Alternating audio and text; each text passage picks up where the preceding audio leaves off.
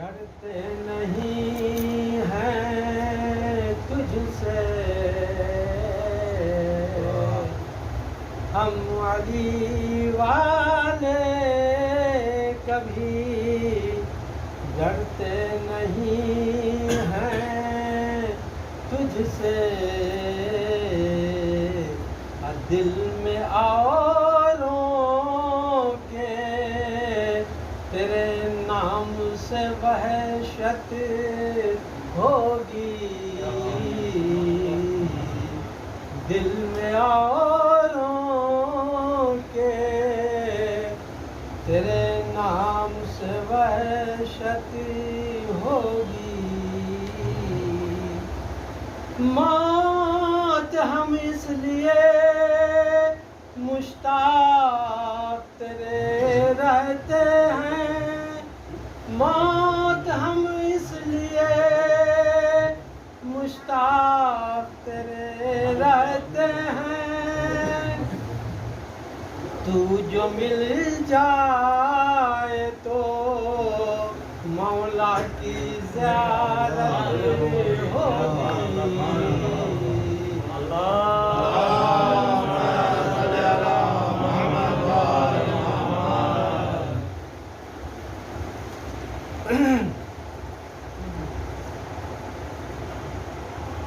جب گل ہوا چراغ حرم قد شام میں یعنی سکینہ مر گئی یاد امام میں دیکھے ستم یزید کے دربار عام میں شہ کے سلام کو گئی دار السلام میں دنیا میں داد رس نہ ملا داد خواہ کو ہے سکی ہے جا کے نشان تماچوں کے دکھلا شاہ کو غل پڑ گیا حسین کی عاشق نے کی قضا ابانوں نے نبض دیکھی تو پایا ندم ذرا چلائی صدقے جاؤں میں چلائی صدقے جاؤں مجھے دے گئی جگہ اپنی کہی نہ میری سنی ہائے کیا کیا اصغر کو کچھ پیام بھی میں نے دیا نہیں تم چل بسی آرم نے رخصت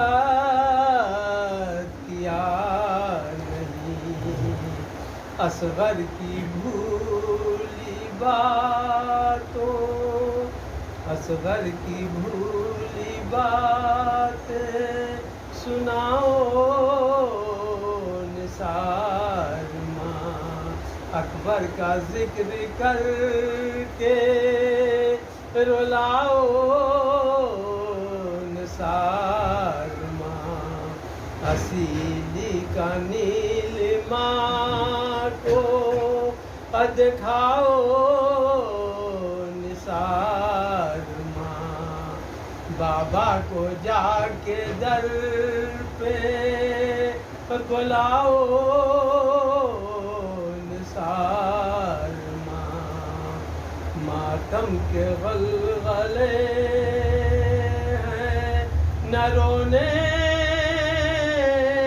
کا جوش ہے، بی بی جواب، بی بی جو اب خاموش ہے تو سب خاموش ہے، منہ ڈھانپنے کا وقت ہے، پچھلا پہر ہوا، بابا کو تیرے روتی ہوں، اٹھ ساتھ دے میرا، اور کرتے سے منہ کو ڈھانپ کے پہلو میں بیٹھ جا، اماں کی بیٹی اماں کو آواز تو سنا،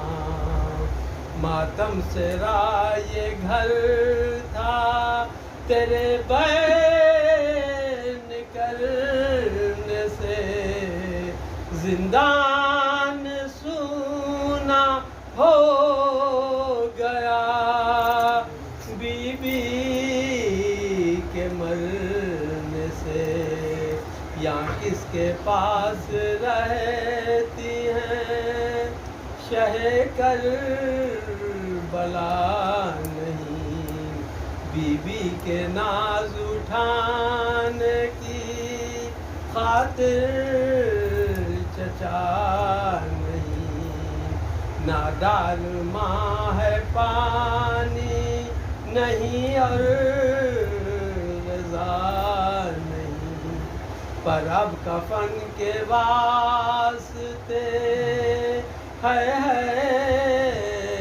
ردار نہیں، اماں کے پاس رہنے کی ایذا اٹھا چکی، ابھی بھی تماچے کھا چکی، گردن بدھا چکی، اماں کی پیاری بابا کی پیاری زبان کو کھول، شربت میں لائی میری پیاری دہن کو کھول، مارو رہی ہے دیدہ گوہر فشاں کو کھول، مہماں بندھے گلے سے نریس ماں کو کھول، دادی دادی کڑے دادی کڑھیں گی بی بی کی زلفیں سوار دوں، لو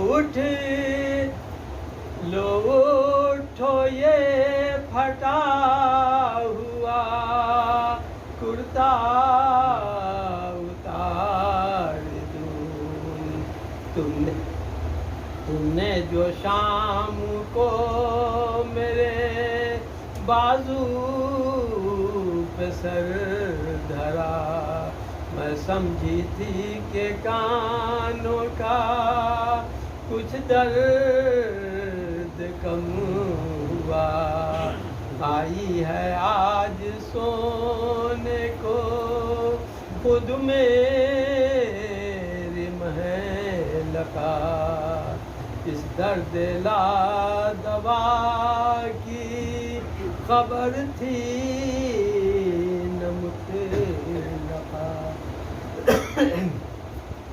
آباد گود کی تھی میری خال کرنے کو، سوئی تھی آج بھی میرے پاس مرنے کو، اکبر اگر جدا نہ ہوتے تھے بابا سے ایک دم اصغر سے اور تم سے بہلتا تھا میرا دم، اب نا امید ہو گئے دونوں طرف سے ہم، دکھیار میرے دکھ کا صدا کھائیں گے قسم، تقدیر کیسی پھر گئی مجھ خستہ حال کی، وہ 6 مہینے کے گئے تم 4 سال کی، جب گل ہوا چراغ۔ فاتحہ۔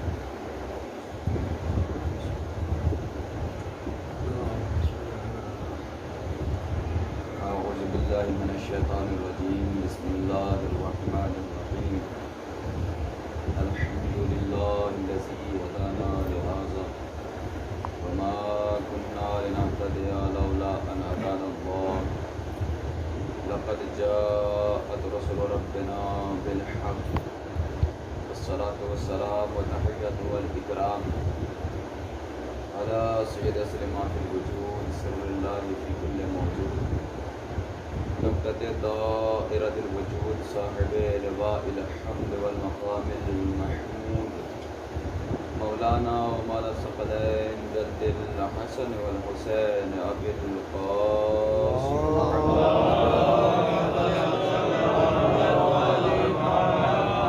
وعلى اہل بیت الطیبین الطاہرین المعصومین المظلومین ولعنۃ اللہ علی اعدائهم اجمعین یومنا هذا الى قیام یوم الدین، اما بعد فقد قال رسول اللہ صلی اللہ علیہ وآلہ وسلم، بسم اللہ الرحمن الرحیم، یا علی حبک تقوی والایمان، صلوا علی النبی وآلہ الصلوات۔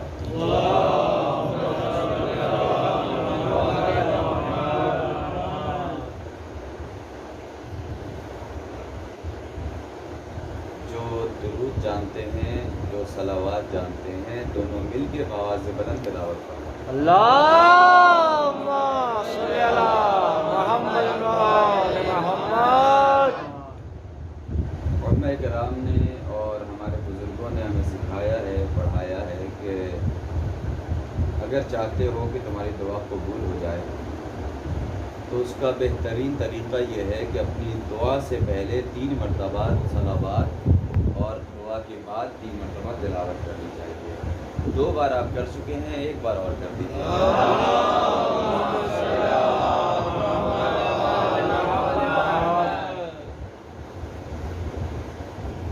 حضرات گرامی قدر،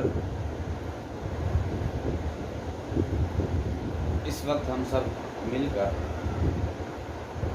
کائنات کی ایک عظیم عبادت میں مصروف ہیں، جسے ذکر اہل بیت کہا جاتا ہے۔ کائنات کا کوئی ایسا مقام، کوئی ایسی جگہ نہیں ہے کہ جہاں پر ذکر اہل بیت بیان نہ کیا جا رہا ہو۔ بہت سے آپ کے درمیان ایسے بیٹھے ہوں گے کہ جو مسلسل سفر میں مصروف رہتے ہیں۔ پوری دنیا میں آپ کہیں بھی چلے جائیں، آپ کو کوئی نہ کوئی مولا کا چاہنے والا نظر آ جائے گا۔ کوئی مولا کا نام لے رہا ہوگا، کوئی مولا کے قصیدے پڑھ رہا ہوگا، کوئی مولا کا ذکر کر رہا ہوگا۔ جہاں بھی چلے جائیں آپ کو مولا کے نام لینے والے نظر آ جائیں گے۔ لیکن میرا سوال یہ ہے بزرگان سے کہ مجھے بتائیں، کیا ہم نے کبھی سوچا، غور کیا، فکر کی کہ کیا ریزن ہے کیا وجہ ہے، کیا سبب ہے، کیا علت ہے کہ 1400 سال ہو گئے آج تک ذکر اہل بیت باقی ہے؟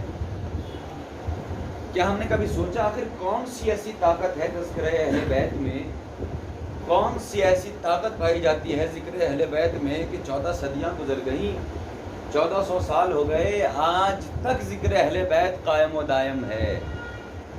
یوں تو اس کائنات میں بڑے بڑے لوگ آئے اور قتل ہوئے، لیکن ان کا ذکر باقی نہیں ہے، ان کے تذکرے کو دوام حاصل نہیں ہوا، توجہ رہے۔ لیکن آخر وجہ کیا ہے، ریزن کیا ہے، سبب کیا ہے، کون سی طاقت پائی جاتی ہے ذکر اہل بیت میں، کون سی پاور پائی جاتی ہے تذکرہ اہل بیت میں کہ 1400 سال ہو گئے آج تک ذکر اہل بیت باقی ہے؟ اور اگر آپ بیدار ہیں تو ایک جملہ کہہ دوں کہ صرف 1400 سال سے ذکر اہل بیت نہیں بلکہ ذکر بھی باقی ہے اور ذکر کرنے والے بھی باقی ہے۔ توجہ رہزان محترم، تو آخر کیا وجہ ہے؟ کیا ہم نے کبھی سوچا کون سی ایسی طاقت ہے، کیا ریزن ہے؟ تو جس انسان کو بھی یہ سمجھنا ہو وہ دونوں ذکروں کو میدان عمل میں رکھ کے دیکھے تو سمجھ میں آ جائے گا کس ذکر میں باقی رہنے کی صلاحیت پائی جاتی ہے اور کس ذکر میں باقی رہنے کی صلاحیت نہیں پائی جاتی۔ اب میں جملہ آپ کی نظر کر رہا ہوں ذہن محترم، یاد رکھیں وہ غیروں کا ذکر ہے جو ذکر کرنے والوں کی وجہ سے باقی ہے۔ بہت توجہ چاہتا ہوں، وہ غیروں کا، دوسروں کا، وہ ان کا تذکرہ ہے جو ذکر کرنے والوں کی وجہ سے زندہ ہے، مگر قسم خدا کی ہم اس حسین سے محبت کرتے ہیں کہ جو ہماری وجہ سے ذکر باقی نہیں ہے بلکہ ہم اس ذکر کی وجہ سے زندہ ہیں۔ شاید یہی وجہ ہے کہ کل وہ ذکر امام حسین، تذکرہ اہل بیت کل بھی تھا، آج بھی ہے اور کل بھی رہے گا۔ نہ یہ کسی کا محتاج تھا، نہ کسی کا محتاج ہے، نہ کسی کا محتاج رہے گا۔ کیوں؟ اس لیے کہ کل وہ دین کو زندگی دے رہے تھے، آج دین والوں کو زندگی دے رہے ہیں۔ اور میں نے ایک جملہ کہا کہ آپ پوری دنیا میں کہیں بھی چلے جائیں آپ کو مولا کے چاہنے والے نظر آ جائیں گے۔ سیتا پور کے رہنے والے شاعر اہل بیت بڑے مشہور شاعر ہیں، آپ جانتے ہوں گے، جناب انصار صاحب۔ میں جہاں بھی جاتا ہوں نا پہلی مرتبہ یہ ضرور پڑھتا ہوں یہ شعر، جس میں انصار صاحب نے کہا کہ میں دنیا کے اکثر کونوں میں جہاں جہاں بھی گیا، اکثر کنٹریز میں جانے کے بعد میں نے مولا کی مدح خوانی کی، لیکن جہاں بھی گیا مجھے ہر جگہ علی کے چاہنے والے نظر آ گئے۔ اپنے مقدر پہ سلام بھیجیے گا ذان محترم، اس لیے کہ اللہ نے آپ کو ولایت مولائے کائنات کے ساتھ کائنات دنیا میں بھیجا۔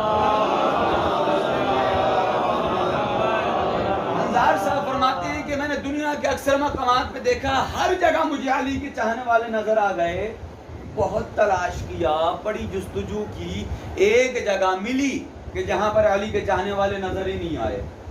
وہ جگہ سنیے گا، انصار صاحب نے کہا کہ اے دشمن حیدر تجھے حیدر نہ ملے گا، شیر کا استقبال کیجئے گا، اے دشمن حیدر تجھے حیدر نہ ملے گا۔ جب حیدر نہیں ملے گا تو کیا ہوگا؟ کہا محشر میں شفاعت کو پیمبر نہ ملے گا۔ اے دشمن حیدر تجھے حیدر نہ ملے گا، محشر میں شفاعت کو پیمبر نہ ملے گا۔ اور یہ صاحبان علم بیٹھے ہیں کہ حیدر حیدر علم، نبی علم کا گھر ہے، جو در سے نہ آئے گا اسے گھر۔ پڑھے لکھے لوگ بیٹھے ہیں نا، انا مدینۃ العلم وعلی بابها، رسول نے فرمایا نا کہ میں شہر علم ہوں، علی اس کے دروازہ ہیں۔ اب انصار صاحب نے کہا کہ حیدر حیدر علم، نبی علم کا گھر ہے، جو در سے نہ آئے گا اسے گھر نہ ملے گا۔ وہ شعر سنیے کہ جس میں انصار صاحب نے کہا کہ پوری دنیا میں دیکھنے کے بعد ایک جگہ ملی جہاں پر علی کے چاہنے والے نظر ہی نہیں آئے، کیا دشمن حیدر تجھے حیدر نہ ملے گا، محشر میں شفاعت کو پیمبر نہ ملے گا۔ حیدر حیدر علم، نبی علم کا گھر ہے، جو در سے نہ آئے گا اسے گھر نہ ملے گا۔ کہ ہے ایک جگہ عاشق حیدر سے بھی خالی، ارے دوزخ میں کوئی عاشق حیدر نہ۔ اور نہیں فرمایا آپ نے، صلوات پڑھیں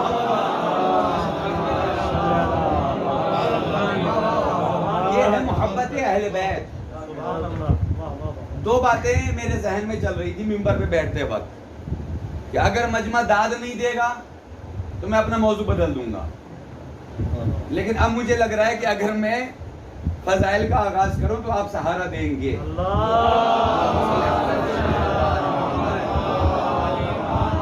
لیکن سب سے پہلے میں یہ عرض کر دوں چونکہ آپ جس جگہ بیٹھے ہیں نا، آج ساری دنیا کورونا جیسی بیماری سے پریشان ہے، مگر اگر آپ یہاں بیٹھے ہیں تو اس فرش اعضا کو فرش شفا سمجھ کے بیٹھے ہیں.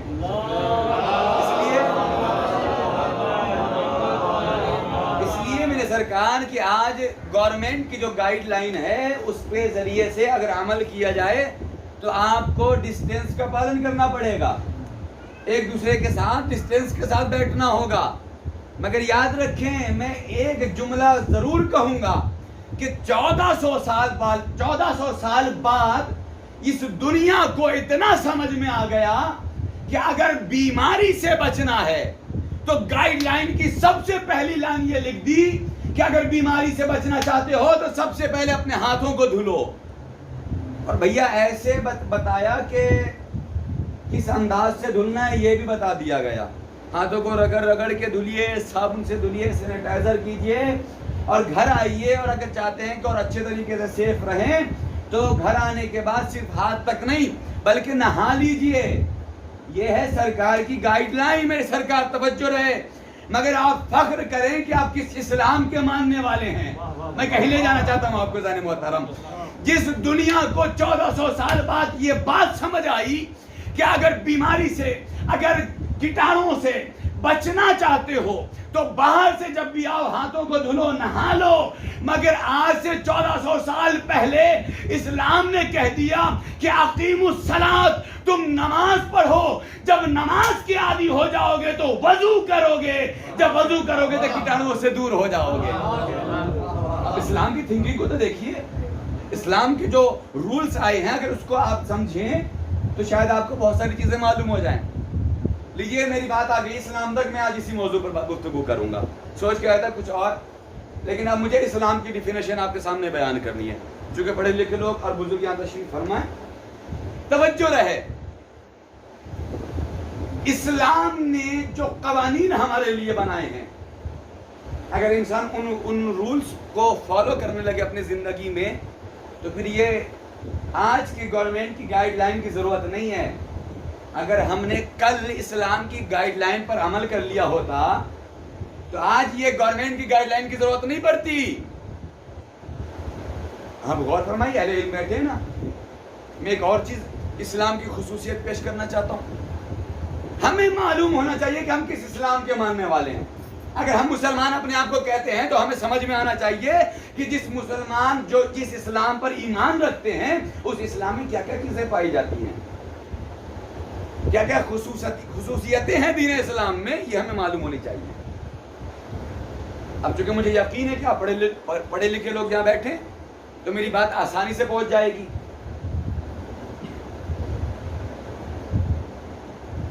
ایک باریکی پر آپ کو پہنچانا چاہتا ہوں جو اسلام نے بتایا، دنیا نہیں جانتی مگر آپ غور فرمائیں.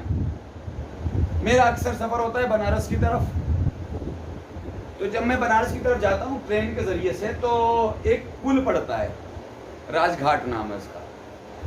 گنگا ندی کراس کر کے تب ہم بنارس میں ان کرتے ہیں. میں نے دیکھا تھا کہ اب سمجھیے گا اسلام کی خصوصیت کیا ہے. میرے سرکار آپ مسلمان ہیں لہذا سر اٹھا کے کہیں کہ ہم مسلمان ہیں، مگر سر اٹھانے سے پہلے اسلام کی باریکی ہمیں معلوم ہونی چاہیے. جب میں اس ٹرین میں سفر کر رہا تھا اور پل پہ پہنچا کہ جہاں جس کے نیچے گنگا ندی تھی، میری نگاہوں نے دیکھا کہ کچھ لوگ بیٹھے ہیں. جیسے ہی پانی قریب آیا لوگوں نے اپنے جیب سے سکے نکالے اور اس کے بعد جو ان کا دھرم تھا اس دھرم کے لحاظ سے انہوں نے اس پیسے کو گنگا میں پھینک دیا.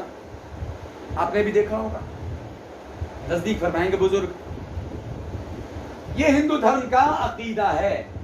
میں کسی کی مخالفت نہیں کرتا، لیکن ہاں اسلام بتانا چاہتا ہوں کہ آپ کس اسلام کے ماننے والے ہیں. اور اسلام میں کتنی چھوٹی چھوٹی چیزوں کی بھی اہمیت بتائی گئی.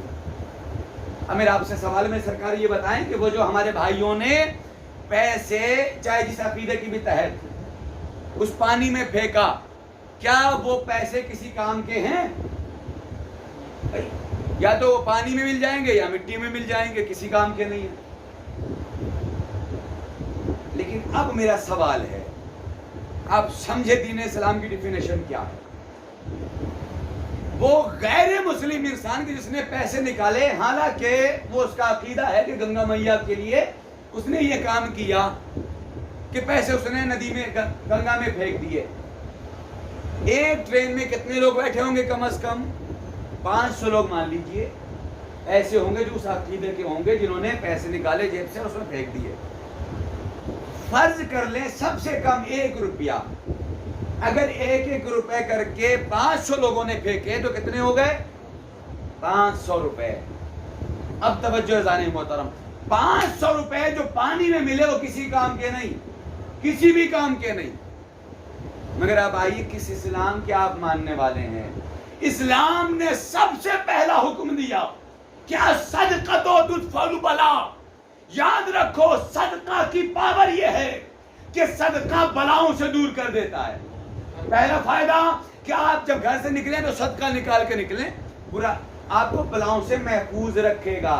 بھائی 1 روپیہ اگر ہم نے صدقہ نکالا تو اس کا پہلا فائدہ یہ ہے کہ ہم حفظ خدا میں چلے گئے۔ دوسرا فائدہ اسلام نے یہ بتایا کہ اب اس پیسے کو پھینکنا نہیں ہے، جتنا جلدی ممکن ہو کسی مستحق تک پہنچا دو تاکہ وہ اس پیسے کے ذریعے سے اپنی زندگی میں آرام فراہم کر لے۔ اس 1 روپے کے ذریعے سے دیکھیے اسلام نے 1 روپے کو بھی برباد نہیں ہونے دیا۔ آج ساری دنیا آپ اگر گوگل کریں گے نا تو گوگل پہ اگر اسلام مسلمان کی ڈیفینیشن سرچ کریں گے تو آج کے زمانے کے حساب سے جو مسلمان کی ڈیفینیشن پوری دنیا میں شو کی گئی ہے، اس کا مطلب یہ ہے کہ مسلمان یعنی کوئی خطرناک انسان، مسلمان یعنی دہشت گرد، مسلمان یعنی آتنکواد۔ مگر یاد رکھیں جو لوگ اسلام کو اور مسلمان کو دہشت گرد کہتے ہیں، اگر وہ صرف اور صرف لفظ اسلام اور مسلمان پر ہی بحث کر لیتے تو ان کو سمجھ میں آ جاتا کہ دین اسلام آیا کیوں ہے۔ ارے بھائی مسلمان بنا ہے اسلام سے اور اسلام بنا ہے سلامتی سے۔ بھائی جس اسلام جس دین کے نام میں ہی سلامتی لفظ ہو وہ دوسرے کے گلا کاٹنے کا حکم نہیں دے سکتا۔ اور اندر جاؤں اور اگر وضاحت سے گفتگو کرو اپنے بھائیوں کے لیے تو شاید بات آسان ہو جائے۔ مسلمانوں دیکھیے ایک انگریز کا جملہ ہے، انگریز ریسرچر کہتا ہے کہ میں نے دیکھا، بہت بڑا جملہ ہے ذہن محترم، یہ بزرگان بیٹھے ہیں محفوظ کیجئے گا اپنے ذہنوں میں کہ آج مسلمانوں کے تھنکنگ کو اور مسلمان کی صورت کو اور پکچر کو جو بدل کے پیش کیا گیا ہے اس کی وجہ کیا ہے؟ ہم ہی مسلمان ہیں، کیونکہ ہم نے اسلام کو بالکل ہٹا دیا ہے اپنے اندر سے، دوسری چیزوں کو ہم نے اپنے اندر سمو لیا ہے اور اسی کو اسلام بنا کر پیش کر رہے ہیں۔ صرف داڑھی بڑی کر لینے کا نام مسلمان نہیں ہے، صرف کرتا پاجامہ پہن لینے کا نام مسلمان نہیں ہے۔ مسلمان کیسے کہتے ہیں؟ سمجھیے اسلام نے بتایا مسلمان کہتے کسے ہیں۔ آج کے زمانے میں مسلمان کے لیے جو لوگوں کی تھنکنگ ہے وہ یہ ہے، مثال سے واضح کر دوں، ایک مسلمان اور ایک کرسچن آپس میں بزنس کر رہے تھے، پارٹنرشپ میں ہوتا ہے نا، آپ لوگوں میں سے کوئی کر رہا ہوگا، بزنس بہت اوپر چلا گیا، بڑی ترقی ملی۔ ایک وقت وہ آیا کہ وہ جو کرسچن تھا وہ سارے کے سارے پیسے لوٹ کے لے کے بھاگ گیا۔ اب بیچارہ مسلمان پریشان ہو گیا، پریشان ہوتے ہوتے اس نے بہت کوشش کی، ڈھونڈا تلاش کیا، وہ شخص نظر ہی نہیں آیا۔ بہت تلاش کرنے کے بعد وہ شخص کہیں پر نظر آیا، اس کے پاس گیا، بھائی ہمارے پیسے تو واپس کر دو، کم از کم جتنا ہمارا حق ہے وہ ہمیں ادا کر دو۔ وہ ادا کرنے کا نام ہی نہیں لیتا، چونکہ کروڑوں کی بات تھی، مسلمان چھوڑ بھی نہیں سکتا تھا۔ ایک مرتبہ مسلمان پارٹنر جو تھا وہ کرسچن کے، اب کرسچن کے جو مولانا ان کو کیا فادر کہتے ہیں نا جی، پادری یا فادر جو بھی ہے، وہ ان کے پاس گیا اور جانے کے بعد ان سے کہتا ہے چرچ میں کہ سرکار آپ کا ہی آپ کے ریلیجن کا ایک بندہ کہ جس نے ہمارے ساتھ پارٹنرشپنگ میں بزنس کی اور اس کے بعد سارے کے سارے پیسے لوٹ کے لے کے چلا گیا، لہذا آپ سفارش کر دیں کہ وہ ہمیں ہمارے پیسے لوٹا دے۔ سمجھیے گا اسلام آج کے زمانے میں کیسا بنایا گیا ہے، بہت خوبصورت بات ہے غنیمت۔ آپ کی حسین سماعتوں کے حوالے کر رہا ہوں، محفوظ کیجیے گا۔ جب اس نے آ کے کمپلین کی تو اس نے کہا ٹھیک ہے، اس نے ایک کاغذ لیا، اس پہ کچھ لکھا، سمجھیے گا، اس پادری نے یا اس فادر نے اس کاغذ پہ لکھا، اور لکھنے کے بعد اس کی تعویذ بنائی، یعنی اس کو فولڈ کیا اور اس پہ اس کو ٹیپ سے لپیٹ دیا۔ جب اس کو بند کر دیا اور بند کرنے کے بعد ایک مرتبہ اس سے کہا کہ جاؤ اپنے پارٹنرز کو، یعنی وہ جو تمہارا پارٹنر جو تمہیں لوٹ کے بھاگا ہے اس کے حوالے کر دینا، اور کہنا کہ تمہارے مولانا نے، تمہارے پادری نے، تمہارے فادر نے دیا ہے۔ لیجیے جناب، وہ مسلمان پارٹنر آیا اور آنے کے بعد اسی پارٹنر کے پاس گیا، اس کو اس نے دکھایا، دیا کہ لیجیے یہ آپ کے جو دھرم گرو ہیں انہوں نے دیا ہے، لیجیے بھائی۔ اس نے دیکھا، کھولا، کھولنے کے بعد پڑھا، جیسے ہی پڑھتا ہے کہ ایک مرتبہ پڑھنے کے بعد دیکھیے اب جو جملہ آ رہا ہے یہی خاص توجہ کا طلبگار ہے زن محترم۔ جیسے اس نے جملہ پڑھا کہ اس انسان نے کہا کہ میں نے دیکھا کہ وہ انسان جو آج تک میری لاکھ کوششوں کی وجہ سے پھر بھی اس نے میرے پیسے واپس نہیں کیے، جیسے ہی ایک چھوٹا سا کاغذ میں نے اس پادری کو اس کے سامنے پیش کیا، اس نے پڑھنے کے بعد فوراً چیک نکالی، اور نکالنے کے بعد اس نے پیسے لکھے اور میرے حوالے کر دیے۔ اب سوچنے کا مقام ہے کہ اس پادری نے آخر ایسا کیا لکھا اس کاغذ پہ، ایک مرتبہ پڑھتے ہی اس نے اتنے سارے پیسے دے دیے، جبکہ اس نے بارہا کوششیں کر لی لیکن اس نے پیسے نہیں لوٹائے۔ لیکن اس پادری کے لکھے ہوئے جملے کو پڑھنے کے بعد اس نے فوراً اس کو سارے کے سارے پیسے واپس کر دیے۔ وہ مسلمان کہتا ہے کہ جب اس نے میرے پیسے میرے حوالے کر دیے، میں واپس آنے لگا، اچانک میرے ذہن میں ایک بات آئی کہ میں اس سے پوچھ لوں کہ اس میں لکھا کیا تھا کہ جس کی وجہ سے تم نے اتنی جلدی میرے پیسے واپس کر دیے۔ وہ واپس گیا، اس نے کہا کہ مجھے اتنا بتا دے کہ آج تک میری اتنی کوششوں کے بعد تو نے میرے پیسے واپس نہیں کیے، لیکن آج تم نے ایک چھوٹا سا جملہ پڑھنے کے بعد میرے پیسے واپس کیوں کیے؟ تو اس میں لکھا کیا تھا؟ اب وہ کہتا ہے کہ اس میں لکھا، ہمارے سردار نے، ہمارے رہنما نے اس کاغذ پہ لکھا تھا کہ تمہیں شرم نہیں آتی، تم کسی کا پیسہ غصب کیے بیٹھے ہو، کیا تم بھی مسلمان ہو گئے؟ آپ نے غور نہیں فرمایا ظالم محترم، صلوات پڑھے محمد علیہ، بہت بڑی بات کی ظالم محترم، تو سمجھ گئے انہیں سلام۔ تو یہ مسلمان کے لیے تصور ہے آج کے زمانے میں، یہ امیجنیشن پیش کی گئی ہے۔ مسلمان کہتے کسے ہیں؟ مگر میں نے ایک جملہ کہا بھی آغاز میں کہ یاد رکھیں، مسلمان اسے نہیں کہتے جو داڑھی اور ٹوپی پہن لے، کرتا پجامہ پہن کے بالکل شان سے بازاروں میں نکلے، وہ مسلمان نہیں ہے۔ ایک صاحب فورن کنٹری میں گئے اور جو کہ وہاں کی زبان سے واقف نہیں تھے، انہیں ایک منزل تک پہنچنا تھا، ایڈریس ان کے پاس موجود تھا۔ ایئرپورٹ سے باہر نکلے اور نکلنے کے بعد انہوں نے ٹیکسی والے کو کہا کہ ہمیں فلاں جگہ پہنچا دو۔ دیکھیں میں نے اپنے موضوع کو چھوڑ دیا، دوسرے موضوع پہ گفتگو کر رہا ہوں، ہے بڑا سناٹے والا موضوع، لیکن ذہنوں میں ایک جملہ محفوظ رکھیے گا۔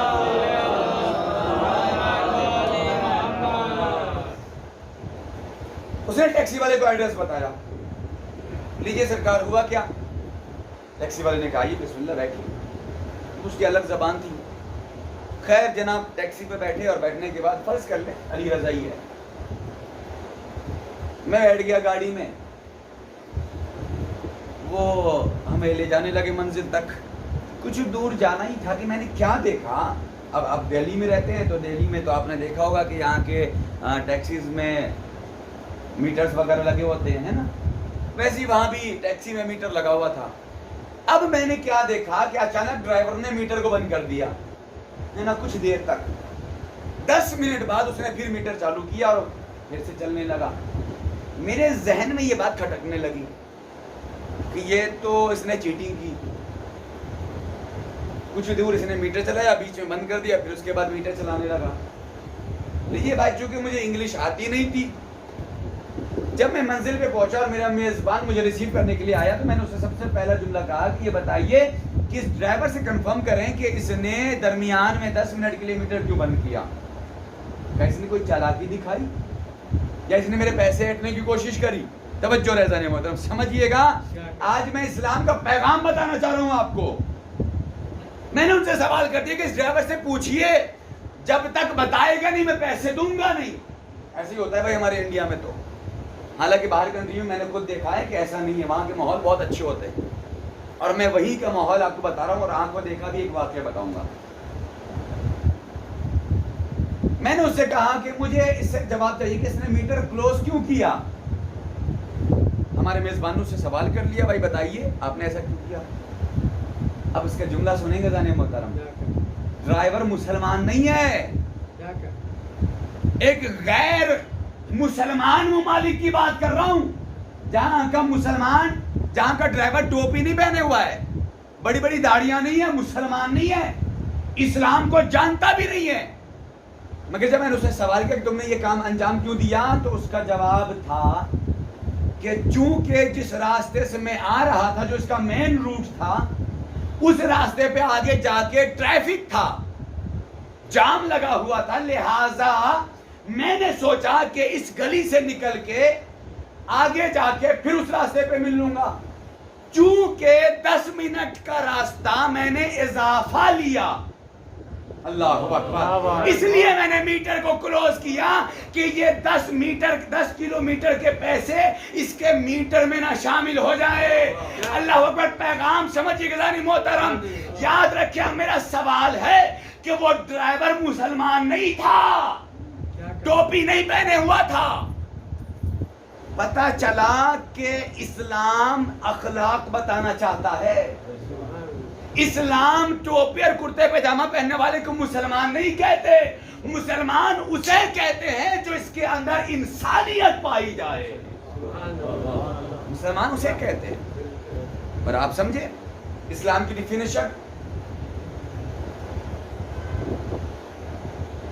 لفظ مسلمان, میں نے پہلے کہا, ایک جملہ کہا تھا کہ اگر انسان لفظ مسلمان پر, اسلام پر ہی غور کر لے تو آج اسلام کو دہشت گرد کہہ کے نہ بلائے. ارے بھائی, جس اسلام میں اب اہل علم بیٹھے ہیں, میں بس اشارہ کر کے بات آگے بڑھا دوں گا. جس اسلام میں آپ سب جانتے ہیں سلام کرنا واجب ہے کیا؟ نہیں بابا, واجب نہیں ہے سلام کرنا, سلام کرنا مستحب ہے. ہاں اچھا دیکھیے, بہت سے لوگ اس تھنکنگ کے ہوتے ہیں, بطور پیغام عرض کر رہا ہوں, جو ذرا سا کبیر السن ہوئے, ایجڈ ہوئے, اور ان کے ذہن میں یہ بات ہو جاتی ہے کہ میں بچے کو کیسے سلام کر لوں. بھائی بڑا بدتمیز بچہ ہے حامد بھائی آپ کا, کہ سلام بھی نہیں کرتا, بزرگوں کو نظر آتا ہے اور سلام بھی نہیں کرتا. آپ نے اتنی بھی تمیز نہیں سکھائی بچوں کو. یاد رکھیں اسلام کیا کہتا ہے ہمیں. اسلام یہ نہیں کہتا کہ اگر آپ 50 سال کے ہو گئے تو آپ بچوں کے اوپر ضروری ہے کہ آپ کو سلام کرے. میرے سرکار اسلام کہتا ہے کہ سلام میں ہر کسی کی ذمہ داری ہے کہ وہ پہل کرے, چاہے وہ 40 سال کا ہو, 10 سال کا ہو, 20 سال کا ہو. ہر کسی کی اپنی ذمہ داری ہے. شاید یہی وجہ ہے کہ رسول خدا ایک صحابی گزرے ہیں کہ جن کو خود سلام کیا کرتے, سلام میں پہل کیا کرتے تھے رسول. مولا کائنات سلام میں پہل کیا کرتے تھے. تو سلام میں پہل کرنا یہ زیادہ ثواب ہے. تو اب آئیے, سلام کرنا کیا ہے؟ مستحب ہے. اب میرا سوال ہے, یہ اہل علم بیٹھے ہیں نا, کیا جواب سلام بھی مستحب ہے؟ نہیں. میرے بچوں کے لیے عرض کر رہا ہوں, بھائیوں کے لیے, جواب سلام واجب ہے, مستحب نہیں ہے. بزرگوں مجھے ایک سوال کا جواب دیجیے. ارے اسلام نے سلام کرنا مستحب کہہ دیا, جواب دینا کیوں واجب کہا؟ کبھی آپ نے سوچا مستحب اور واجب میں فرق, ڈیفینیشن پتہ ہے نا؟ مستحب ادا کریں نہ کریں کوئی مسئلہ نہیں, کریں گے تو ثواب بہتر ہے, نہیں کریں گے عذاب نہیں ملے گا آپ کو. لیکن اگر واجب کام ترک کیا تو گناہ ہے. اس اسلام نے سلام کے جواب کو واجب کیوں کہا؟ یا رسول اللہ آپ ہی بتا دیں، ہم تو جاہل ٹھہرے، جواب سلام ہمارے اوپر کیوں واجب قرار دے دیا؟ اللہ اکبر. اسلام یہی بتانا چاہتا ہے کہ شاید اسی مسئلے سے تم اسلام کی تصویر کو اپنے ذہن میں صحیح طریقے سے بنا لو. اس لیے کہ جو اسلام یہ کہتا ہے کہ اگر کوئی تمہیں سلام کے ذریعے سے، یہ جملہ بدل کے کہوں، سلامتی کی دعا دے تو اب تمہارے لیے مستحب نہیں ہے، بلکہ اسلام یہ کہتا ہے کہ اب تمہارے لیے واجب ہے کہ تم سلامتی کی دعا دو.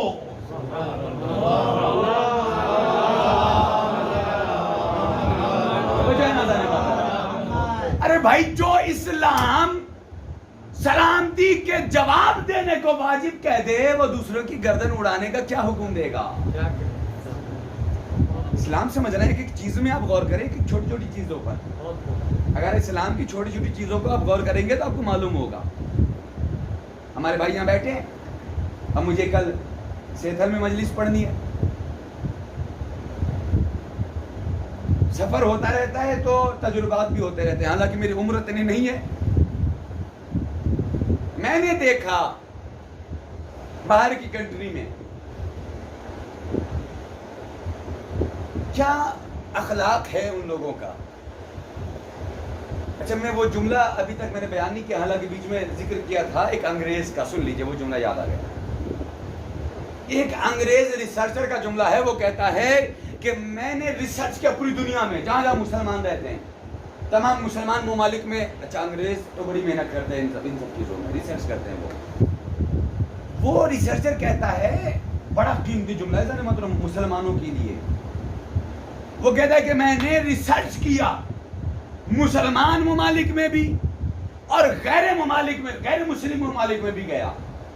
لیکن جب دونوں جگہ پر ریسرچ کرنے کے بعد جب میں ریزلٹ تک پہنچا تو ہمیں ریزلٹ ملا. اور ایک جملے میں ریزلٹ سنیے گا اس انگریز کا.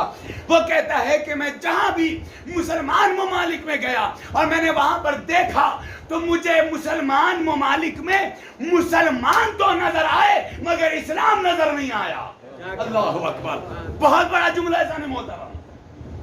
مسلمان ممالک میں مسلمان تو نظر آئے، اسلام نظر نہیں آیا. آگے کہتا ہے کہ وہیں پر میں نے دیکھا غیر مسلم ممالک میں کہ وہاں پر اسلام نظر آیا مگر مسلمان نظر نہیں آئے. کتنی اچھے طریقے سے وہ اسلام کو سمجھ چکا تھا.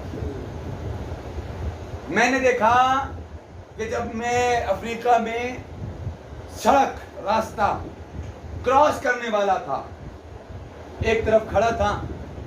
اچھا، یہ ہمارے ہندوستان کا ماحول تو خیر ماشاءاللہ ہے، لیکن باہر کیا اخلاق، کیا کردار ہے وہاں کے لوگوں کا.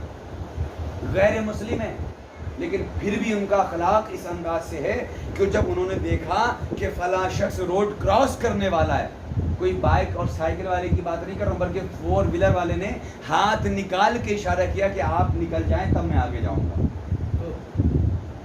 کیا اتنی تہذیب ہمارے اندر ہے کہ ہم اپنی چلتی ہوئی گاڑی کو روک دیں کسی کے لیے، روکنے کے بعد کہیں کہ آپ جائیے. یہ اسلام نے ہمیں سکھایا ہے.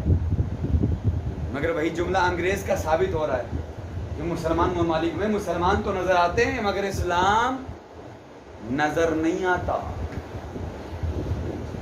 آج مسلمانوں کی ڈیفینیشن جو پیش کی گئی کہ بھیا مسلمانوں سے بچ کے رہنا، اس لیے کہ ان کے یہاں آتنکواد پالے جاتے ہیں، ان کے یہاں دہشت گردی سکھائی جاتی ہے، ان کے یہاں گردن کیسے اڑانا یہ بتایا جاتا ہے. مگر یاد رکھیں قسم خدا کی، یہ مسلمان اسے کہتے ہی نہیں ہے کہ جن کے ایک ہاتھ میں لا الہ الا اللہ کا جھنڈا ہو، محمد رسول اللہ کا پرچم ہو، اور ایک ہاتھ میں بم ہو، ایک ہاتھ میں بارود ہو. یاد رکھیں مسلمان اسے کہتے ہیں کہ جو اگر اپنی گردن بھی کٹا دے تو نو کے نیزہ پہ بلند ہونے کے بعد قرآن کی تلاوت کر کے بتائے کہ مسلمان. صلوات پڑھے محمد. میری خطابت کا انداز 2 ہے. میں اصلاحی پہلو کی طرف بھی گفتگو کرتا ہوں اور فضائل کی طرف بھی اشارہ کرتا ہوں. اب بات ادھر ہی آ گئی ہے تو اس لیے میں نے اپنے اس موضوع کو چھوڑ دیا. لیکن عزیزان محترم مسلمان کہتے کسے ہیں؟ آج مسلمان کی جو تصویر بنا کر پیش کی گئی وہ بالکل غلط ہے. مسلمان کو اگر سمجھنا ہے تو رسول خدا کی حیات کو پڑھیں, اہل بیت کی زندگی کو دیکھیں. ارے بابا تاریخ جانتی ہے, تاریخ نے بتایا, آپ سنتے رہتے ماشاءاللہ بڑے بڑے خطبہ علماء ذاکرین کو, میری کوئی حیثیت نہیں ہے, لیکن ایک واقعہ بڑا عجیب ملا ہمیں جو رسول خدا نے اخلاق پیش کیا. دیکھیے اگر اخلاق اندر ہوتا ہے نا تو پھر اثر انداز بھی ہوتا ہے, پھر ہم سر اٹھا کے کہہ سکتے ہیں کہ ہم مسلمان ہیں. ایک ضعیفہ جو اپنا بوریا بستر باندھ کے تیار تھی جانے کے لیے, رسول سامنے آ گئے. کبیر السن تھی, ضعیفی تھی. رسول نے کہا کہ ضعیفہ اگر آپ چاہیں تو میں یہ گٹھری آپ کی اٹھا لوں اور آپ کے ساتھ ساتھ آپ جہاں جانا چاہتی ہیں آپ کی منزل تک پہنچا دوں. اس ضعیفہ نے کہا کہ ماشاءاللہ بیٹے میں تمہاری شکر گزار رہوں گی. رسول خدا نے گٹھری اٹھا لی. اب سمجھیے گا دیکھیں اسلام اور کردار کا کتنا زیادہ کی اہمیت پائی جاتی ہے. یہ سید العزاداری چینل کے ذریعے سے یہاں پر ویڈیو بن رہی ہے نا, تمام دنیا کے مسلمانوں سے میرا پیغام ہے کہ اس ویڈیو کے ذریعے سے جب تک ان کے ذہن میں, ان کی نظروں کے سامنے یہ ویڈیو آئے, میں اس پیغام کو اپنے ذہنوں سے فراموش مت کیجیے گا. علی رضا کی اس مجلس کا سب سے بڑا پیغام یہ ہے کہ اگر مسلمان ہیں تو اس چیز کو اپنے کردار میں ڈھالیے گا جو رسول خدا نے ثابت کیا. آنے والے واقعے میں سر پہ گٹھری اٹھائے ہوئے ہیں, ضعیفہ کے ساتھ ساتھ چلے جا رہے ہیں. لیجیے میرے سرکار, سفر کی منزل طے ہو گئی, منزل پہ پہنچ گئی ضعیفہ. اب اس نے کہا کہ اے نوجوان بہت بہت شکریہ, لاؤ یہاں پر رکھ دو, اب مجھے یہیں تک آنا تھا. لیجیے رسول خدا نے اتارا. اچھا جب آپ کے ساتھ کوئی احسان کرے گا, کوئی نیک کام کرے گا تو آپ کا دل چاہے گا نا کہ کچھ اسے عطا کر دوں. جو کچھ آپ کے ہوگا, آپ کے پاس ہوگا, محبتاً آپ اس کو دے دیں گے. ارے بیٹے تم نے اتنی مدد کی ہے, لو یہ تم رکھ لو میری طرف سے. یہی وہ ضعیفہ بھی سوچتے سوچتے, اب پیغام سنیے گا زانے محترم, اس ضعیفہ نے بھی یہی پیغام دماغ میں اس کے بات آئی. اس نے کہا کہ بیٹے نوجوان ذرا سن لے. کہ جی بتائیے. تو نے میرا اتنا بڑا کام کیا ہے, میں چاہتی ہوں کہ دیکھو میرے پاس دینے کے لیے کچھ بھی نہیں ہے, لیکن ہاں تمہیں کچھ دینا چاہتی ہوں جو تمہارے بہت کام آئے گی. سنیے گا جملہ, اگر آپ کے دلوں میں رسول کی محبت ہے اور مسلمان کہلا رہے ہیں تو اس چیز کو اپنے کردار میں ڈالیں. اس ضعیفہ نے کہا کہ سنو, میرے پاس درہم و دینار نہیں ہے, مال و دولت نہیں ہے دینے کے لیے, مگر ہاں ایک ایسی چیز دے رہی ہوں جو تمہیں ہمیشہ کام آئے گی.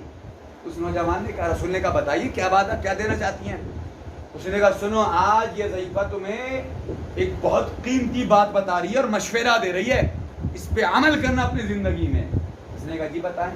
بزرگوں کا مشورہ تو اچھی بات ہے, کام آتا ہے, بزرگوں سے مشورے لینے چاہیے. اس ضعیفہ نے کہا سنو, تم نے اتنا اچھا کام کیا, لہٰذا میں تمہارے بارے میں اچھا سوچتے ہوئے ایک اچھا مشورہ یہ دیتی ہوں کہ میں نے سنا ہے کہ مدینے میں ایک محمد نام کا نبی آیا ہے. اللہ اکبر, سمجھیے گا میرے سرکار, ایک محمد نام کا نبی آیا ہے اور اس کی زبان میں جادو ہے, جو بھی اس سے بات کر لیتا ہے وہ اس کا ہو جاتا ہے. کیا بات. یہ ضعیفہ تمہیں مشورہ دے رہی ہے کہ کبھی بھی اس کی باتوں میں مت آنا ورنہ بہک جاؤ گے. اللہ اکبر, پیغام کو سمجھیے گا میرے سرکار, کبھی اس کی باتوں میں مت آنا. رسول نے دیکھا, مسکرانے لگے, کوئی جواب نہیں دیا, مسکرانے لگے. کہا اجازت ہے کہ چلا جاؤں؟ ضعیفہ نے کہا جی بیٹے اب جا سکتی. رسول کچھ دور آگے ہی بڑھے تھے کہ ایک مرتبہ پھر سے ضعیفہ نے روکا. کہ نوجوان 1 منٹ کا اور وقت دے دے. توجہ ہے میرے سرکار, 1 منٹ کا اور وقت دے دے. نوجوان واپس آیا, اس نے کہا تم نے اتنا بڑا کام کیا اور میں نے تمہارا نام تک نہیں پوچھا. اللہ اکبر, کیا سن رہے ہیں جانے محترم, تمہارا نام کیا ہے مجھے اتنا بتا دو. جتنا جیسے یہ جملہ کہنا تھا کہ ایک مرتبہ میرے نبی مخاطب ہوئے کہ اے ضعیفہ, جس نبی سے, جس محمد سے بچنے کے لیے آپ کہہ رہی ہیں وہی محمد میں ہوں. اللہ اکبر۔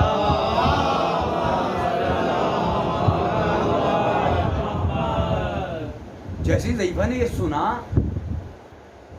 زمین پہ بیٹھ کے کہتی ہے مجھے معاف کر دے، مجھے معاف کرنا، مجھے تمہارے خلاف اتنی ایسی ایسی باتیں بتائی گئی کہ میرے ذہن میں تمہاری اس انداز سے تصویر آ گئی۔ اب اس ضعیفہ کا، اس رسول کے اخلاق کا نتیجہ یہ ہوا کہ اس ضعیفہ نے کہا کہ اے اللہ کے نبی، میں یہ چاہتی ہوں کہ تمہارے دین کو قبول کروں اور تمہارے ہاتھوں پر بیعت کروں۔ عزیزوں،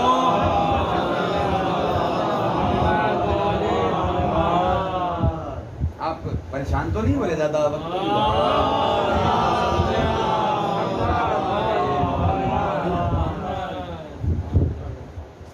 اگر اخلاق اور کردار پایا جاتا ہے نا تو پھر فائدہ دیتا ہے۔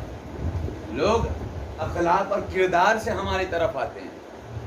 ہمیں مسلمانوں کی ڈیفینیشن اور اسلام کے قوانین کو سمجھنا ہوگا کہ اسلام نے ہمیں کیا کیا بتایا۔ وہ رسول کے جو اسلام لے کر آئے، ہمیں پیغامات دیے، آج ہم نے اس کو فراموش کر دیا۔ ایک انسان کروڑوں روپے کما لیتا ہے اور کما لینے کے بعد اس کے دل میں یہ بات پیدا ہو جاتی ہے کہ مجھ سے عالیشان مکان بنانے والا کوئی ہے ہی نہیں۔ یہ چیز سب سے بڑی اور سب سے بری ہے۔ جہاں اس کے دل میں ایگو پیدا ہوا نا، اسی ایگو کی وجہ سے انسان چچا سے الگ ہو گیا، چچا بھتیجے سے الگ ہو گیا، باپ بیٹے سے الگ ہو گیا، بھائی سے جدا ہو گیا، صرف تکبر کی وجہ سے۔ سرکار یاد ہے، یہ حقیقت ہے کہ excess everything is bad, ہر چیز کی زیادتی نقصان دہ ہوتی ہے۔ کروڑوں روپے کما لیے، ذہن میں یہ بات آ گئی کہ مجھ سے بڑا پیسے والا کوئی ہے ہی نہیں، لہٰذا ان کی کیا حیثیت ہے کہ یہ ہمارے ساتھ ایک ساتھ بیٹھ جائیں۔ بھائی اس وقت آپ فرش اعضاء پر ایک ساتھ بیٹھے ہیں نا، لیجیے جملہ ذہن میں آ گیا، میں آپ کے حوالے کیے دیتا ہوں۔ فرش اعضاء کی اہمیت کے حوالے سے بھی اور تکبر کی ڈیفینیشن بھی سمجھیے گا اور پھر نتیجے تک لے کر آؤں گا۔ گفتگو آخری منزل پر ہے۔ انسان کروڑ روپے کما لیتا ہے، تکبر پیدا ہو جاتا ہے کہ مجھ سے زیادہ پیسے والا کوئی نہیں، عالیشان مکان کیا بنا لیا، مجھ سے زیادہ خوبصورت مکان بنانے والا کوئی نہیں، بہترین لباس پہن کر کیا نکلنے لگے کہ مجھ سے زیادہ اچھے لباس پہننے والا کوئی ہے ہی نہیں۔ اب ذہن میں بات یہ ہوتی ہے کہ ایسے سوچ کے جو لوگ ہوتے ہیں نا، وہ فرش اعضاء پر ایک ساتھ بیٹھنا نہیں چاہتے۔ ارے بھائی ہمارا اسٹیٹس کہاں ہے اور ان کا اسٹیٹس کہاں ہے جو ہم ایک ساتھ بیٹھ جائیں؟ مگر یاد رکھیں، ابھی انشاءاللہ ایک جملہ عرض کروں گا اس فرش اعضاء کی اہمیت کے حوالے سے اور تکبر کو چور چور کرنے والا جملہ، سنیے گا ذہن میں۔ مگر پہلے ڈیفینیشن سمجھیے ایگو کی کہ ایگو کہتے کسے ہیں۔ ایک جملہ کہوں، کروڑوں روپے کما لینے والے کاش اتنا ہی سوچ لیا ہوتا۔ میرے دوست جناب مرحوم ہو گئے، جناب شہزی صاحب لکھنؤ سے تعلق تھے ان کا، وہ مجھے مذاق میں ایک جملہ کہا کرتے تھے، بڑا خاص جملہ آپ کے حوالے کر رہا ہوں۔ وہ لوگ کہ جو دولت کے نشے میں آنے کے بعد تکبر میں چور ہو جاتے ہیں، اپنے رشتہ دار و عزیز و اقارب، ماں باپ سب کا احترام بھول جاتے ہیں، دوست محلے والوں، قریے والے، علاقے والوں سب کا احترام بھول جاتے ہیں، اپنے آپ کو سب سے بڑا۔ میرے دوست جناب شہزی صاحب کا جملہ ہے، خدا ان کو غریق کر رحمت کرے، وہ کہتے ہیں کہ مولانا کچھ کھلائیے، مذاق میں کہا کرتے تھے، تو میں ان سے کہہ دیتا ارے بھائی میرے پاس پیسے ویسے نہیں ہیں۔ سنیے گا ان کا کیا جملہ ہوتا تھا، ارے مولانا اتنے پیسے لے کر کیا کریں گے، کیا آپ کو معلوم نہیں ہے کہ قبر میں نہ الماری ہوتی ہے نہ کفن میں جیب۔ اللہ اکبر، پھر یہ پیسے کہاں لے کر جاؤ گے؟ پیسے مل جانے کے بعد غرور کرنے والوں عالی شان مکان بنا لیے، اب ذہن میں یہ تکبر آ گیا کہ مجھ سے بڑا کوئی نہیں۔ ارے عالی شان مکانات بنا لینے والوں، کاش اتنا سوچ لیا ہوتا کہ یہ عالی شان مکانات اسی دنیا میں رہ جائیں گے، ہمیں رہنا ہوگا تو ایک مٹی کے چھوٹے سے مکان میں۔ پھر کس بات پہ غرور ہے؟ پھر کس بات پہ تکبر ہے؟ آیا اس بات پہ تکبر کرنا بہتر ہے کہ ہم سے زیادہ خوبصورت لباس پہننے والا اور قیمتی لباس پہننے والا کوئی نہیں ہے؟ نہیں قیمتی لباس مل جانے کے بعد غرور کرنے والوں، کاش اتنا سوچ لیا ہوتا کہ تمہارے سارے قیمتی لباس اسی دنیا میں رہ جائیں گے، تمہیں جانا ہوگا تو بس ایک سفید سے کپڑے، پھر کس بات پہ غرور ہے؟ اچھا اس بات پہ غرور کرنا صحیح ہے کہ اللہ نے ہمیں بڑا مضبوط جسم دیا ہے، میرا خاندان بڑا دیا ہے، لہذا مجھ سے زیادہ طاقت والا کوئی نہیں. تو یاد رکھیں یہی خاندان والے ہوں گے جو ایک وقت آئے گا اپنے کاندھے کو اٹھا کے قبر میں تنہا چھوڑ کے آ جائیں گے. یہی آپ کا مضبوط جسم ہوگا اور قبر کے کیڑے ہوں گے. مگر آپ سمجھیے گا اس روم میں بیٹھنے والوں، اگر نیند آپ کے ذہنوں پہ غالب ہے تو اس جملے کو سنیے گا کہ تکبر کے نشے میں آنے کے بعد اپنے رشتہ داروں، اعز و اقارب کو، احترام کو بھول جانے والوں، یاد رکھیں وہ کہتا ہے کہ لا تمشی فی الارض مرحن، تم زمین پہ اکڑ کے مت چلو، اس لیے کہ اکڑنا مردوں کی پہچان ہے، زندوں کی نہیں. صلوات پڑھیں.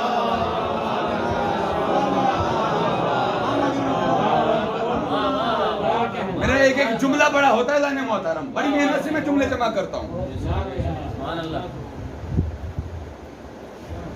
اب آپ یہاں بیٹھے ہیں نا، اس فرش کے معجزے کو بیان کروں. تکبر سمجھ گئے میرے بھائی، میرے بچے سمجھ گئے. تکبر کہتے کسے ہیں؟ تکبر اس بلا کا نام ہے کہ جو انسان کو کھوکھلا کر دیتا ہے، بالکل ختم کر دیتا ہے.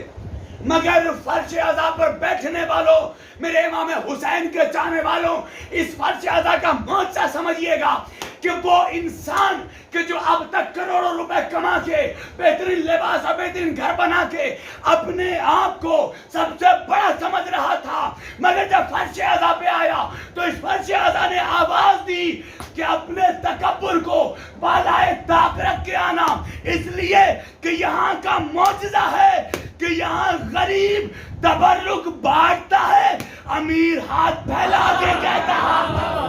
اللہ اکبر، اللہ اکبر. غور نہیں فرمایا آپ نے میرے سرکار.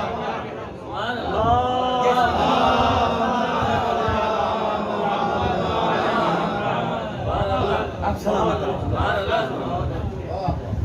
اس فرش عزا کا معجزہ ہے کہ یہاں غریب تبرک بانٹتا ہے تو امیر ہاتھ پھیلا کے کہتا ہے دے دے. جو دوسروں کے سامنے ہاتھ پھیلا دے پھر وہ تکبر میں چور نہیں ہو سکتا. میرے سرکار میرے پاس وقت نہیں ہے ورنہ میں ایسے ایسے موضوعات پر گفتگو کرتا اور ایسے ایسے باتیں میرے پاس ہیں موجود.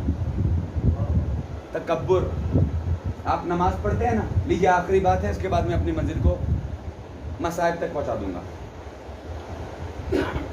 تکبر کی پر ہی گفتگو کر لیتے ہیں. ایک اور جملہ یاد آ گیا ہے، تھوڑی سی اور وضاحت سنیے. آپ نماز پڑھتے ہیں، میں پوری مجلس صرف نماز کے اوپر پڑھتا ہوں اور یوٹیوب پہ ہماری مجلس سے موجود ہے. اس میں نے گجرات کے شہر میں یہ باتیں پڑھی تھی جو مجھے یاد آ گئی ابھی اتفاقاً، کہ تکبر سے اگر انسان بچنا چاہتا ہے، آپ قرآن کی ایک آیت ہے کہ الصلاۃ تنہی عن الفحشاء والمنکر، ہے نا، نماز کی پاور یہ ہے، نماز کی طاقت یہ ہے کہ نماز برائیوں سے دور کر دیتی ہے. اپنے آپ کو نمازی بنائیں. اگر چاہتے ہیں کہ تکبر ہمارے دل میں نہ پہنچے، ہمارے ذہن تک نہ آئے، تو اپنے آپ کو نمازی بنا لیں. اب بس یہ ثابت کر دوں، مجلس مختصر ہو جائے گی. بہت سارے فوائد میں نے اس مجلس میں پڑھے ہیں کہ جو نماز کے فوائد ہیں. ان میں سے ایک فائدہ بتا رہا ہوں کہ نماز تکبر سے بھی دور کر دیتی ہے. وہ کیسے؟ ابھی اتنی دیر سے میں تکبر و گفتگو کر رہا ہوں، آپ سمجھ گئے تکبر کی ڈیفینیشن؟ کہ تکبر اسے کہتے ہیں کہ جس میں انسان اپنے آپ کو سب سے بڑا محسوس کرنے لگتا ہے. مجھ سے بڑا کوئی نہیں، مجھ سے زیادہ عظیم کوئی نہیں، مجھ سے بڑا خاندان والا کوئی نہیں، مجھ سے زیادہ پیسے والا کوئی نہیں. اس کے اندر میں آ جاتی ہے. میری مجلس، میرا گھر، میرا تبرک. میرے بھائی نے تبرک کا نام لیا، مگر یاد رکھیں، اب میں یہ حامد بھائی کے لیے نہیں کہہ رہا ہوں، نہ کسی کے لیے کہہ رہا ہوں، بس ایک عام جملہ ہے. مگر یاد رکھیں جب بھی فرش عزا بچھائیں تو اگر آپ اپنی مجلس میں اگر دل میں خلوص نہیں ہے، 10 دیگیں بریانی کی کھلا دیں، کوئی فائدہ نہیں. اگر خلوص نیت کے ساتھ چٹائی بچھا بھی دیں اور ذکر حسین کر لیں تو کائنات کی شہزادی آپ کے گھر آ جائے. اور میں کہتا ہوں اپنے اپنے گھروں میں مجلس کیا کریں. بطور پیغام سن لیجئے، چونکہ آپ باہر رہتے ہیں، دور دراز گاؤں علاقے کے لوگ یہاں پر آتے ہیں شہروں میں، تو آپ لوگ اپنے اپنے گھر یہاں پر آپ نے بنائے ہوں گے. جن کے گھر نہیں بنے پروردگار انہیں جلد از جلد یہ اسباب فراہم فرمائے. مگر ایک جملہ یاد رکھیے گا علی رضا کا، کہ جب بھی اپنا نیا گھر بنوائیں تو کوشش یہ کریں کہ ایک مرتبہ مجلس سید الشہداء رکھیں. معلوم ہے کیا فائدہ ہے؟ ارے اتنا تو ہمارا عقیدہ ہے کہ شہزادی اس ذات کا نام ہے کہ شہزادی جہاں پر رہیں گی وہ جگہ جنت سے کم نہیں ہوگی. کسی کو شک ہے؟ اگر چاہتے ہیں کہ ہمارا گھر جنت بن جائے تو ایک مرتبہ فرش عزا بچھا دے، اور جہاں فرش عزا بچھ جاتی ہے وہاں کائنات کی شہزادی آ جاتی ہے. لہذا نئے گھر میں مجلس ضرور برپا کریں، چونکہ گھر میں مجلس ہو رہی ہے. میرا وقت مکمل ہو گیا. بس جلدی سے عرض کر دوں 2 جملے میں کہ نماز کیسے تکبر سے دور کرتی ہے. تکبر سمجھ گئے؟ انسان اپنے آپ کو سب سے بڑا محسوس کرنے لگتا. لیجئے اب سنیے کیسے تکبر سے دور. وہ انسان جو اب تک مصلی پر آنے سے پہلے اس چیز میں گرفتار تھا کہ مجھ سے زیادہ پیسہ کسی کے پاس نہیں، میں ہی سب سے بڑا، میں ہی سب سے اعلیٰ، میں ہی سب سے عظیم. مگر یاد رکھے جیسے ہی وہی انسان نماز میں بارگاہ الہی میں کھڑا ہوا اور کھڑے ہونے کے بعد اس نے اپنی پیشانی کو جھکایا، اتنا جھکایا کہ سجدے میں چلا گیا، اب اس سے زیادہ جھکا نہیں سکتا.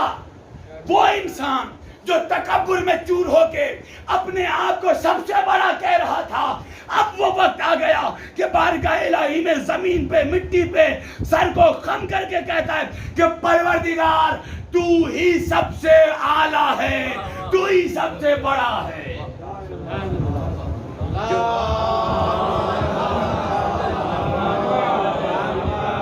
جو سبحان ربی الاعلیٰ کا جملہ اپنی زبان پہ جاری کر دے، جو اللہ کی کبریائی کا اعتراف کر لے، اس کے یہاں تکبر نہیں پایا جاتا. بس عزیزوں میں بس وقت نہیں ہے، چونکہ آپ لوگ بھی دور دراز سے آئے ہوئے، واپس جانا ہے. یہ ہے اسلام. اسلام نے بہت سارے پیغامات دیے ہیں، اور ان پیغامات کو نشر کرنے میں اگر کسی نے اپنا گھر لٹا دیا تو وہ حسین غریب ہے. امام نے دین اسلام کو بچانے کے لیے اپنا پورا گھر لٹا دیا. یہ جملہ بہت بڑا ہے، آپ نے بڑی آسانی سے سن لیا. ابھی کچھ سال پہلے کون سا امام باڑہ ہے یہاں پر؟ شاہ مردہ. آپ لوگ گواہ ہوں گے کہ وہاں پہ آپس میں کچھ فساد ہوا تھا، لوگوں میں دوسرے لوگوں سے حملے ہو گئے تھے، پریشان ہو گئے تھے لوگ.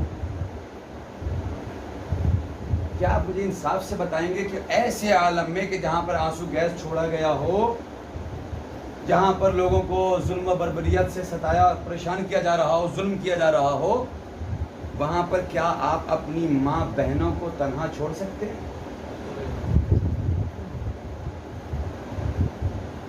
وہ زینب کے جس کا آسرا عباس تھا، وہ زینب کے جس کا آسرا علی اکبر آیا تھا، وہ آسرا کے جس کے پاس اونو محمد تھے، ایک وقت وہ بھی آیا کہ زینب فریاد کر رہی، عباس تمہارے مرنے کے بعد ہماری چادریں چھین لی گئی. احساس کریں حضرت. دیکھیے مصائب سننے سنانے کا نام ہوتا نہیں ہے، مصائب صرف احساس کا نام ہوتا ہے. اور آج کے جو ایام چل رہے ہیں نا، یہ ایام وہ ایام ہیں جس میں ہمیں پرسہ دینا ہے اس ماں کو جس کی کربلا میں مانگ بھی اجڑ گئی اور گود بھی اجڑ گئی. آئیے چشمہ تصور میں دیکھیں تو اس غریب ماں کا نام کیا ہے. یہاں میرے بھائی بھی بیٹھے ہیں، نوجوان بھائی جن کی بہنیں ہوں گی، ایسے والد بیٹھے ہوں گے کہ جن کی بیٹیاں ہوں گی. میرا سوال ہے آپ سے، احساس کر کے بتائیں، جب کبھی آپ گھر سے باہر جا رہے ہوں اور آپ کی چھوٹی بیٹی آپ کے دامن کو پکڑ کے کہہ رہی ہو کہ بابا ہم بھی آپ کے ساتھ جائیں گے، ہاں آپ اپنی بیٹی کو لے کے تو چلے جاتے ہیں، لیکن جب آپ کو تاخیر ہوتی گھر آنے میں نا، اب وہی بچی ضد کرنے لگتی بابا ہمیں واپس گھر لے چلو۔ اللہ جانے اس جملے سے کون پہنچے گا کون نہیں پہنچے گا، لیکن غربت سید سجاد کو محسوس کیجئے گا۔ وہ بہن کہتی رہی بھیا مجھے گھر جانا ہے۔ کوئی غیرت دار بھائی جو اختیار رکھتا ہو اپنی بہن کو ایسے چھوڑ نہیں سکتا، لیکن آج غربت سجاد سکینہ کربلا سے لے کر شام تک کہتی رہی بھیا ہم گھر کب جائیں گے۔ جزاک اللہ جزاک اللہ، خدا کو کوئی غم نہ دے سوائے غم کربلا۔ عزیزانو احساس کریں، ایک بچی سکینہ تھی جو رباب کی آخری ڈھارس تھی، جو جینے کا سہارا تھا، لیکن وہ بچی جسے گھر جانے کی تمنا بہت زیادہ تھی، وہی بچی شام کے زندان میں سو گئی۔ احساس کریں عزیزانو، چھوٹی بچیاں تو ہوں گی نا آپ کی۔ سکینہ شام کے زندان سے تڑپ تڑپ کے کبھی سید سجاد کے پاس، کبھی شہزادی زینب کے پاس آ کے کہتی پھوپھی اماں شام کا اندھیرا مجھے مار ڈالے گا۔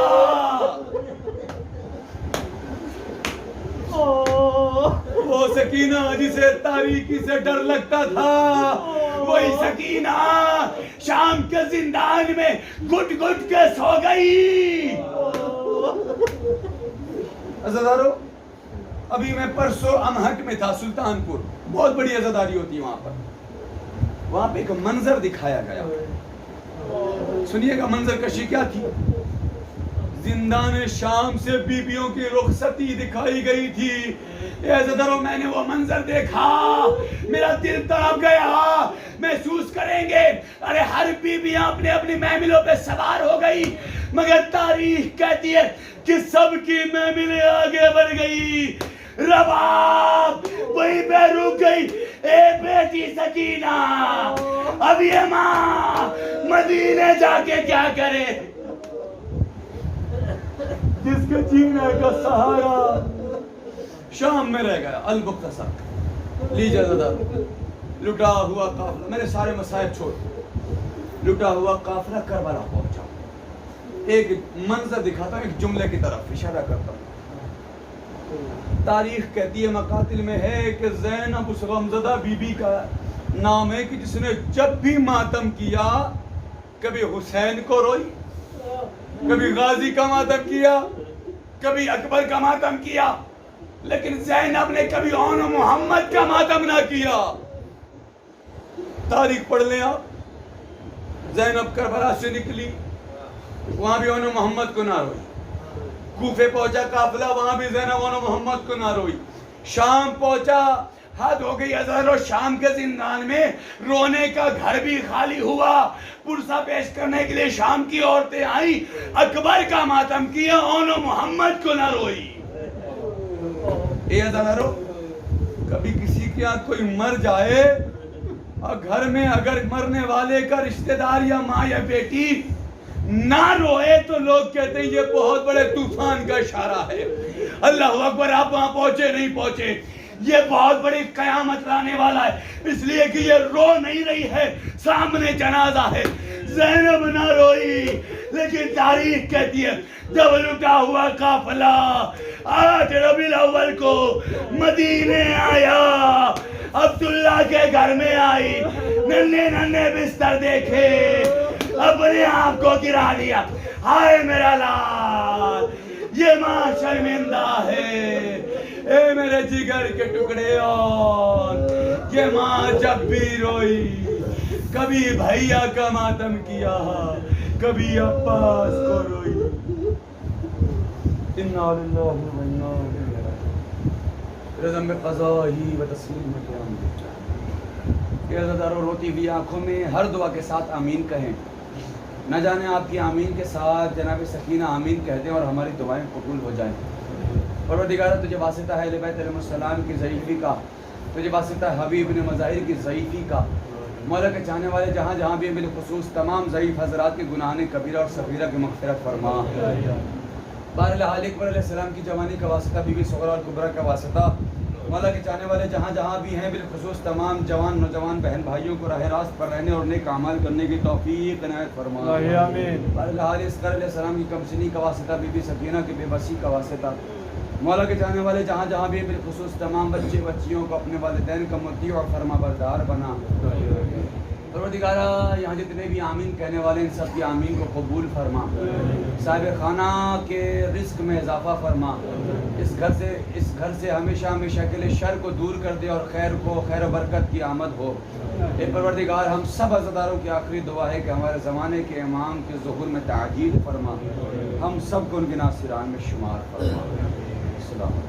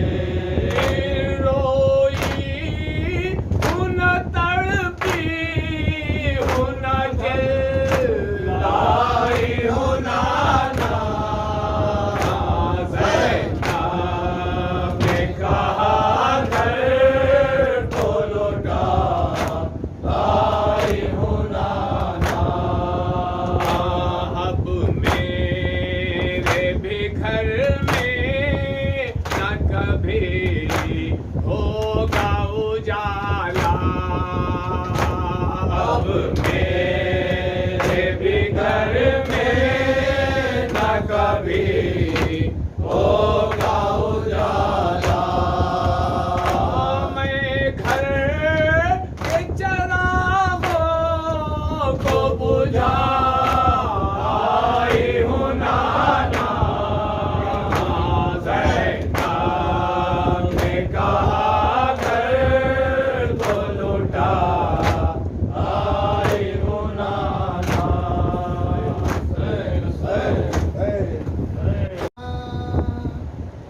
कितना मुश्किल है ज़ैनब से पूछो, अपने बालों से चेहरा छुपाना कितना मुश्किल है ज़ैनब से पूछो। अपने बालों से चेहरा छुपाना कितना मुश्किल है ज़ैनब से पूछो। अपने बालों से चेहरा छुपाना कितना मुश्किल है ज़ैनब से पूछो। सर भूले कूफा शाम जाना कितना मुश्किल है ज़ैनब से पूछो। अपने बालों से चेहरा छुपाना कितना मुश्किल है ज़ैनब से पूछो।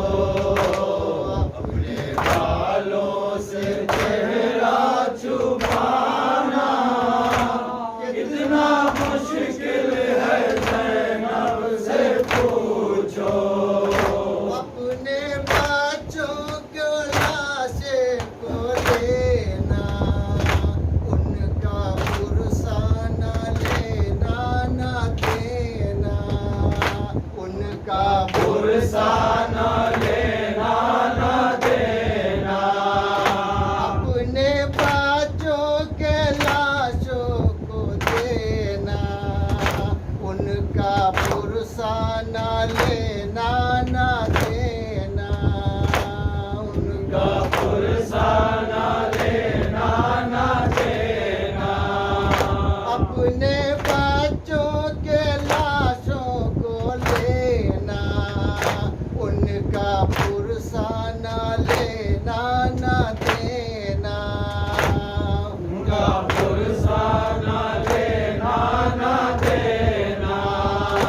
उनसे हटकर अलग बैठ जाना कितना मुश्किल है ज़ैनब से पूछो। अपने बालों से चेहरा छुपाना कितना मुश्किल है ज़ैनब से पूछो। जब लईनों ने ख़ैमे जलाए कर रहे थे हरम हाय हाय कर रहे थे हरम हाय हाय। जब लईनों ने ख़ैमे जलाए कर रहे थे हरम हाय हाय कर रहे थे हरम हाय हाय। ऐसे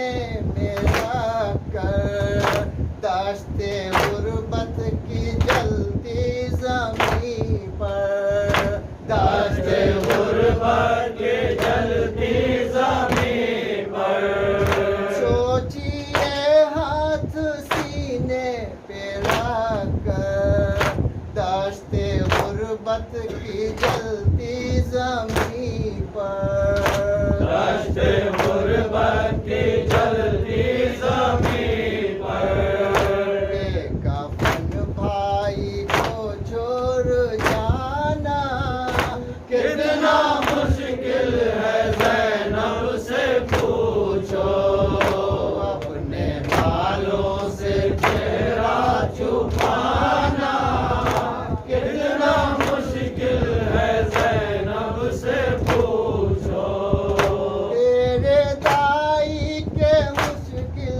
سفر میں خاک ڈالے ہوئے اپنے سر میں خاک ڈالے ہوئے اپنے سر میں تیرے دائی کے مشکل سفر میں خاک ڈالے ہوئے اپنے سر میں خاک ڈالے ہوئے اپنے سر میں داستاں کربلا کی سنانا کتنا مشکل ہے زینب سے پوچھو اپنے بالوں سے چہرہ چھپانا کتنا مشکل ہے زینب سے پوچھو جس بہن کے ہو 18 بھائی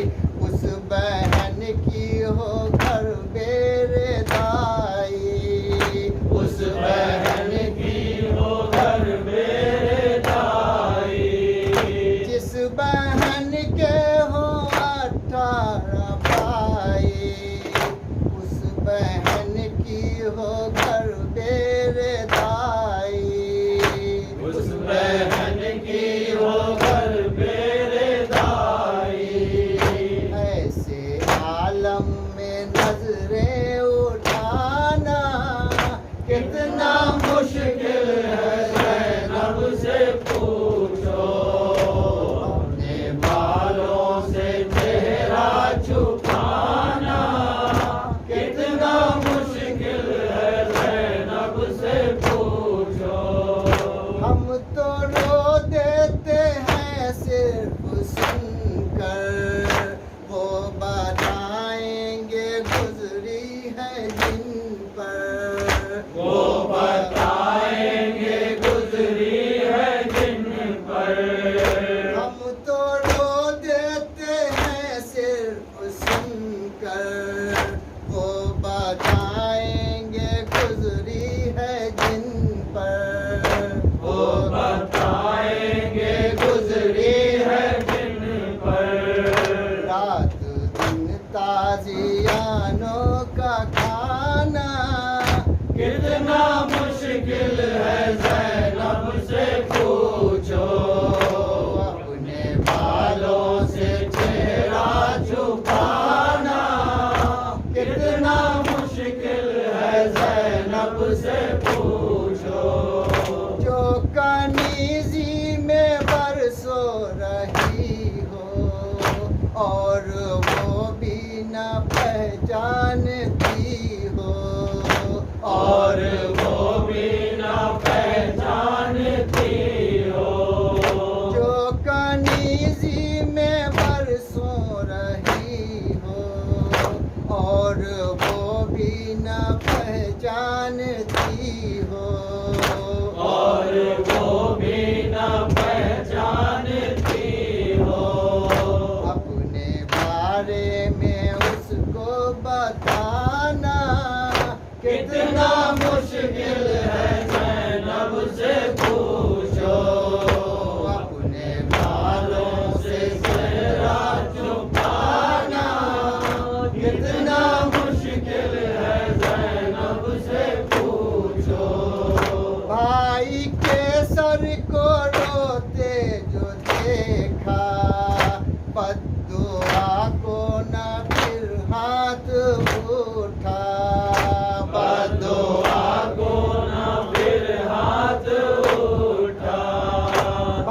भाई के सर को रोते जो देखा, बद्दुआ को न फिर हाथ उठा, बद्दुआ को ना फिर हाथ उठा।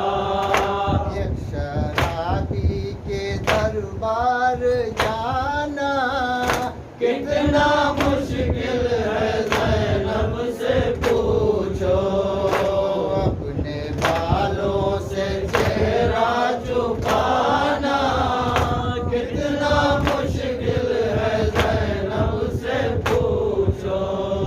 सोचिए कैद खाने के अंदर एक भतीजे को हमराह लेकर, एक भतीजे को हमराह लेकर, सोचिए कैद खाने के अंदर एक भतीजे को हमराह लेकर, एक भतीजे को हमराह लेकर, एक भतीजी की तुरबत बनाना कितना मुश्किल है ज़ैनब से पूछो, अपने बालों से चेहरा छुपाना कितना मुश्किल है ज़ैनब से पूछो।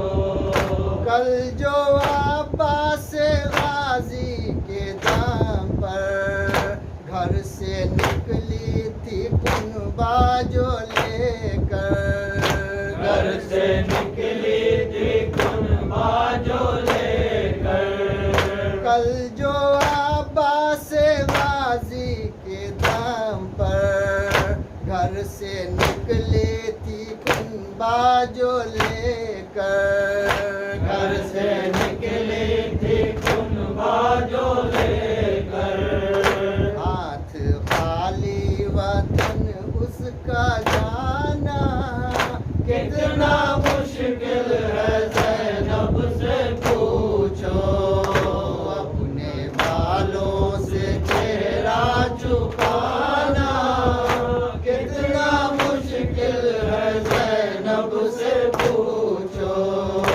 अपने बालों से चेहरा छुपाना कितना